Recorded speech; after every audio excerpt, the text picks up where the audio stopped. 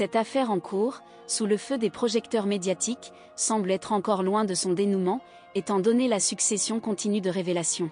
Le 10 février dernier, M. Pierre Palmade a été impliqué dans un tragique accident de voiture lorsqu'il était sous l'emprise de stupéfiants, causant une collision frontale avec le véhicule d'une famille qui arrivait en sens inverse.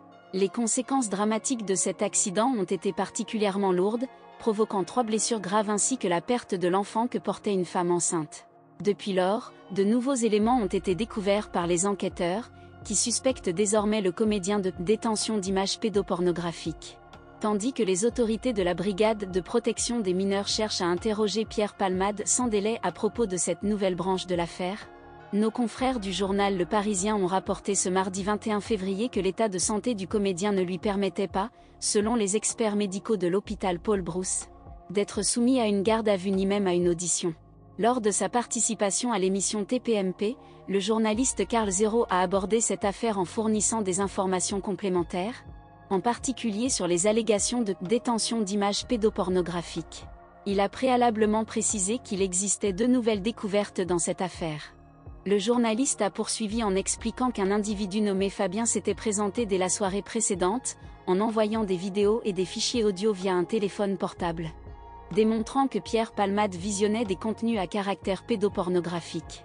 Selon les propos du journaliste, les enquêteurs de la police judiciaire se sont rendus à Bordeaux ce jour même pour interroger cet individu. Interrogé à propos de ce portable, l'individu aurait répondu « Il s'agit d'un téléphone portable que j'ai acheté il y a 2 ans auprès d'un ami de Pierre Palmade.